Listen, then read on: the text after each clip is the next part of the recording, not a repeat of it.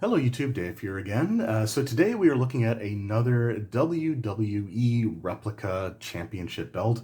And today we're taking a look at what is a lot of people's favorite. We're taking a look at the Winged Eagle Championship.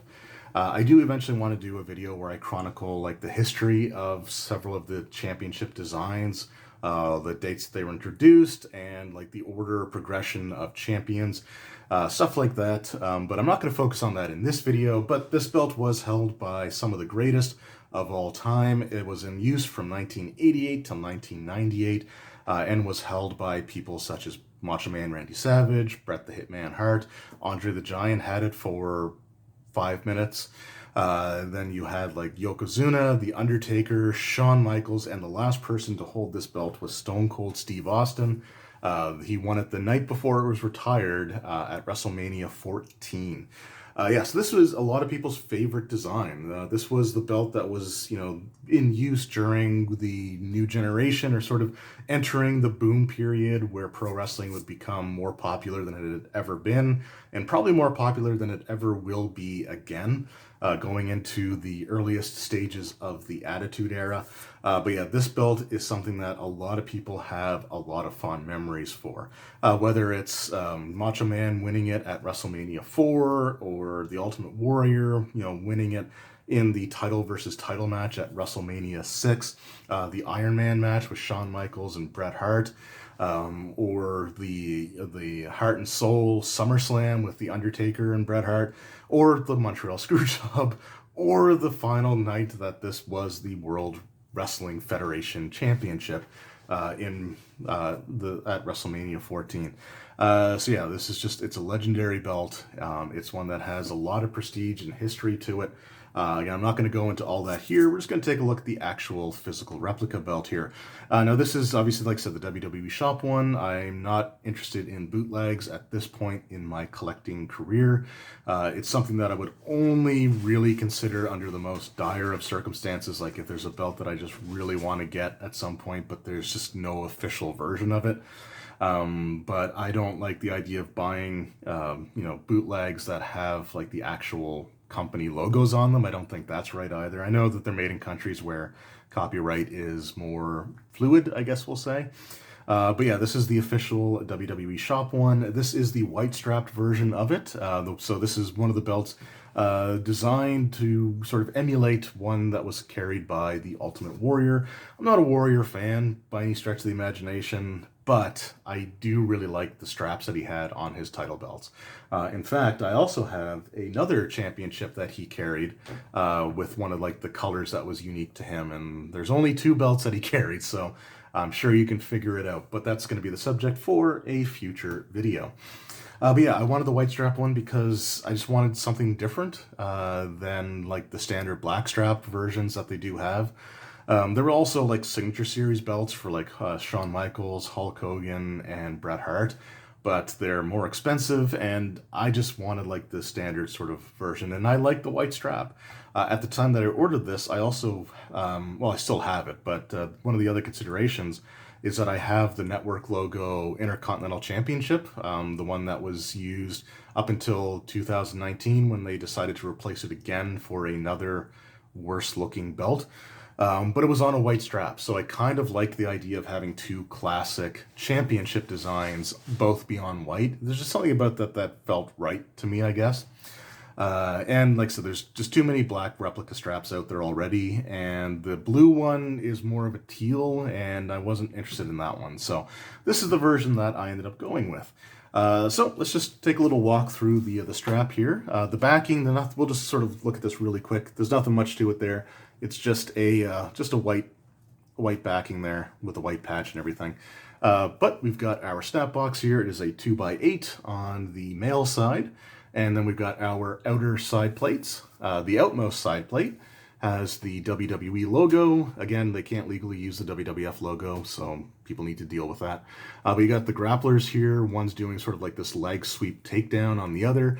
You got the sunburst pattern on the top and bottom here. And then you got this sort of like scroll pattern that just is a little bit of filler detail, but it looks nice. It doesn't overwhelm the design of the side plate at all. It just fits in really well there. Then we got the inner side plate where you got the two grapplers locking up. So we got them locking up here, and then one's taking down the other on the outer side plate. So it tells a little story. But again, you've got the WWE logo, you've got the sunburst pattern, and you've got the scroll patterns there.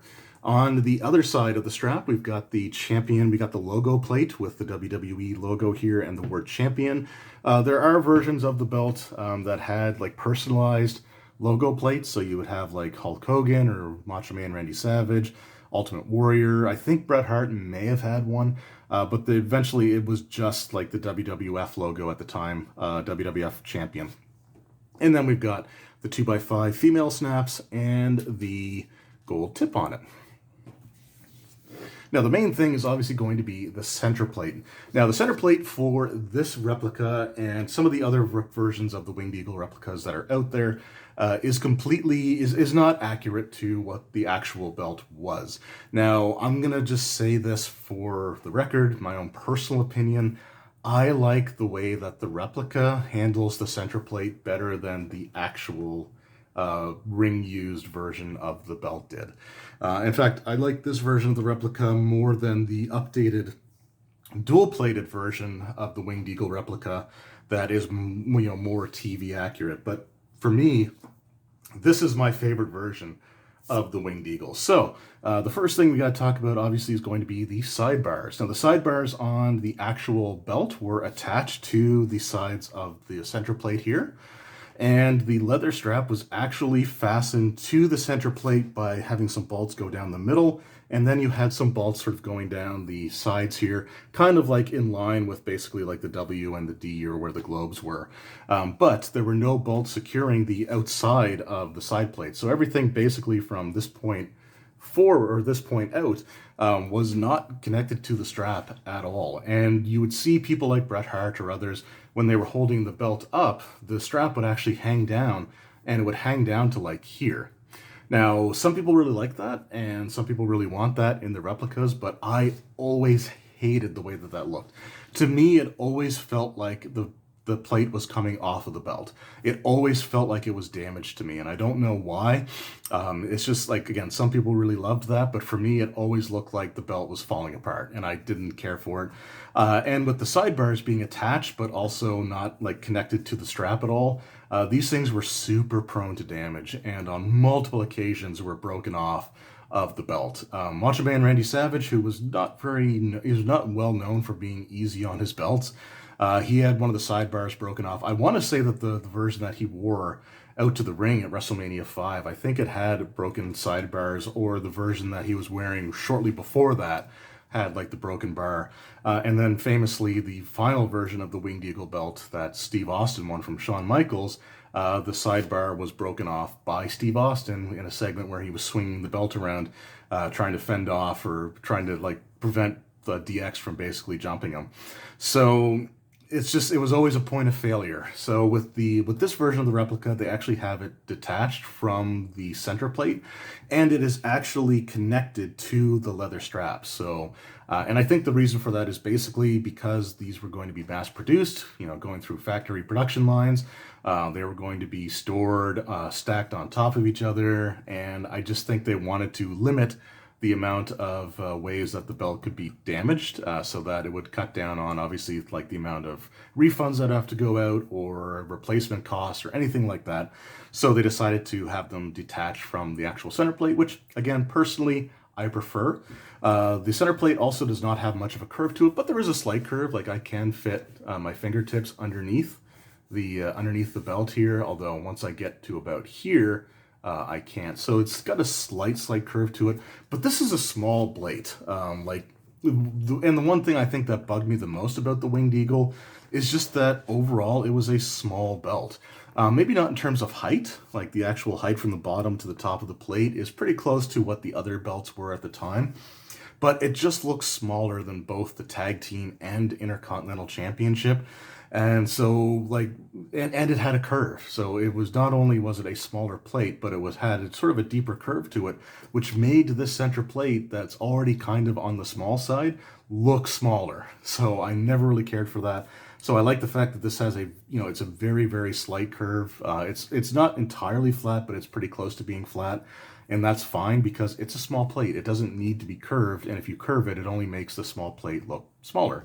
But with the sidebars also being detached, when you sort of have the belt sort of folded up, when the strap sort of bends, it creates the illusion, or creates the sense that the plate is actually got a bit of a curve to it because of the way that the sidebars sort of, follow the straps. So it's just, again, a matter of personal preference, but I prefer this over them being attached, right? And I know that like the more ring accurate version is out on the shop now, but it's one that I have, unless I can get it for like $100 or less, I'm not interested in that one at all. But let's take a look at the actual details of this plate, because even though it was the smallest belt in the company at the time, it was by far the most detailed belt that they had.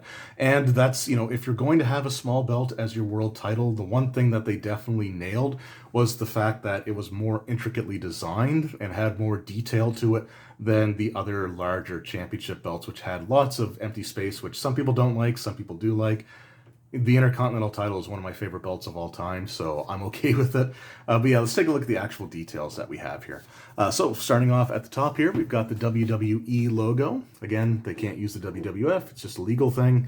Then we have the sunburst pattern coming out here.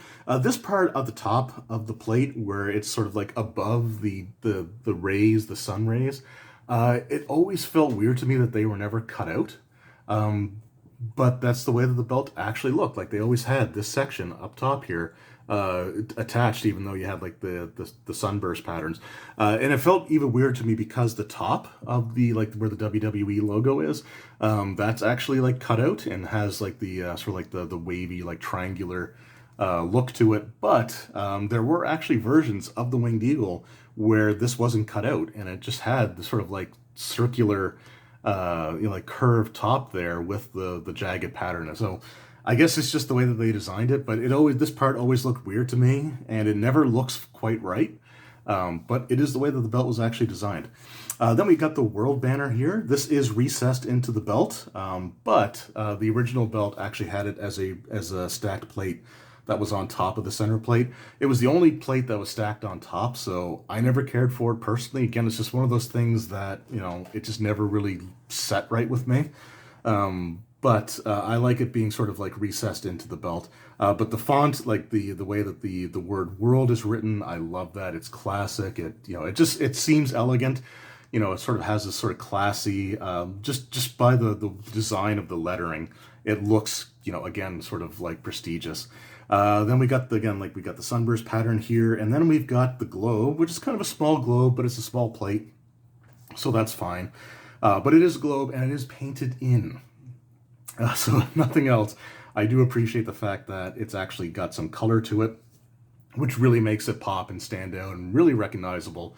I'm not going to get too much into it, but the WCW Big Gold Belt, I never liked that one because it was just this gold blob to me.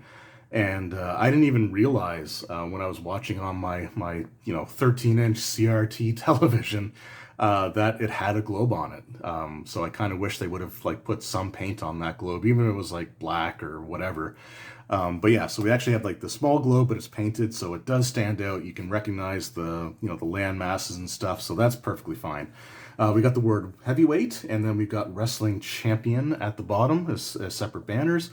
And then we got the globes on either side of the wrestling champion banner, showing like North and South America, Africa, a little bit of Asia there, or not Asia, but Europe. And then we've got sort of like some other parts with like Asia and Australia and stuff like that there. It's not the most detailed, but you can tell that they're different parts of the globe there. We also have these sort of like floral patterns on the outsides of the wrestling champion banner, which do contain a little hidden maple leaf in there. Reggie Parks, the legendary designer who created this belt, was born in Canada, so he snuck a maple leaf in there, which is always really cool in my opinion. We got the sunburst pattern also coming out to the sides of the plate, and they're actually like, you got like the wavy design pattern to them there, which looks really cool. And then you got the grapplers locking up on either side of the plate. They're the same grapplers, same design as the ones locking up on the inner side plates. And then of course we've got the main attraction, the titular winged eagle itself. And yeah, it looks fantastic. This eagle would appear on some other championship belts, such as the United States, WCW United States Championship used the same eagle. Taz's original FTW championship was basically a winged eagle, I think with like a FTW or Taz sticker over top of it, but it had this eagle on it. And this eagle has appeared on a few other belts as well. Over the years, a lot of indie federations have used these as their belts for other things. I want to say ECW actually had like a winged eagle that they were using for something as well. I can't remember exactly what. I can't remember if it was their TV title, like their earlier TV title, before they started doing like their own unique designs. But this eagle has it's been on quite a few belts, and deservedly so. It is a beautiful design. You've got the talons grasping the champion banner. You can see like the tail feathers in the background. You've got the feathers on the eagle's body. The eagle has sort of the stern look on its face there, like it looks like it's sort of like angry, ready to defend itself. And you've got like the wings stretched out here, where the wings actually extend beyond the border of the plate itself. And some versions of the leather strap that it was on would actually be cut close enough to the center plate that the wings would actually extend off of the leather as well. Some versions didn't. Some versions were fully contained within a leather strap.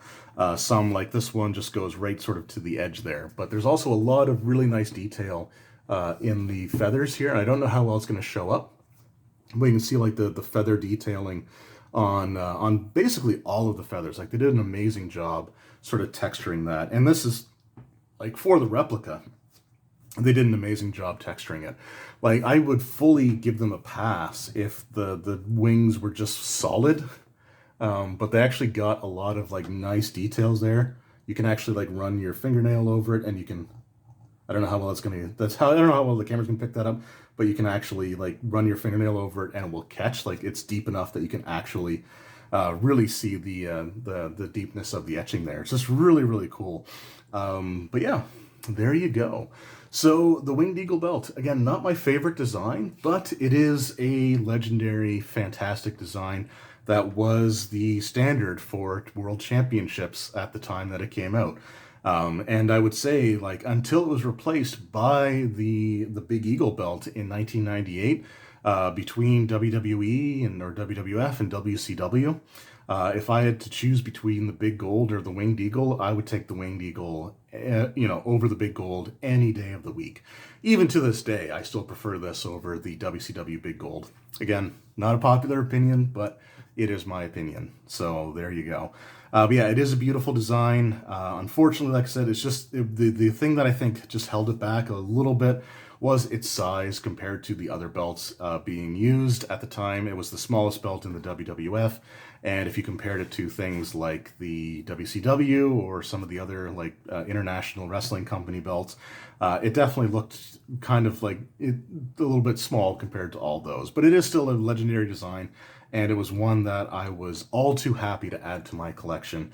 And it's totally worth it. It's one of my favorite belts. Even though it's not my favorite, it's still one of my favorite designs of all time. And if they ever decide to bring it back, like, truthfully, if they decided to move away from like the network logos and sort of bring back some classic designs, the size of the Winged Eagle belt would actually be really good for like the women's title. So if it was like, the women's wrestling champion, I think it would actually work really well, and giving the women's championship a really prestigious looking design would go even further to try to legitimize that division. So, I wouldn't mind seeing it brought back for something like that. But yeah, it's a great design. And it's a replica that I'm happy to have, and it's a replica. It's the only replica that I think I have in my collection that I like more than the actual real belt that it's based off of. Other ones are pretty much dead even, or like they're maybe just slightly off. But this Winged Eagle replica, I actually prefer it over the real belt, just for the few things that I mentioned earlier. The bars being detached, and the fact that the plate is actually attached all the way around, so it doesn't look like it's falling off of the strap.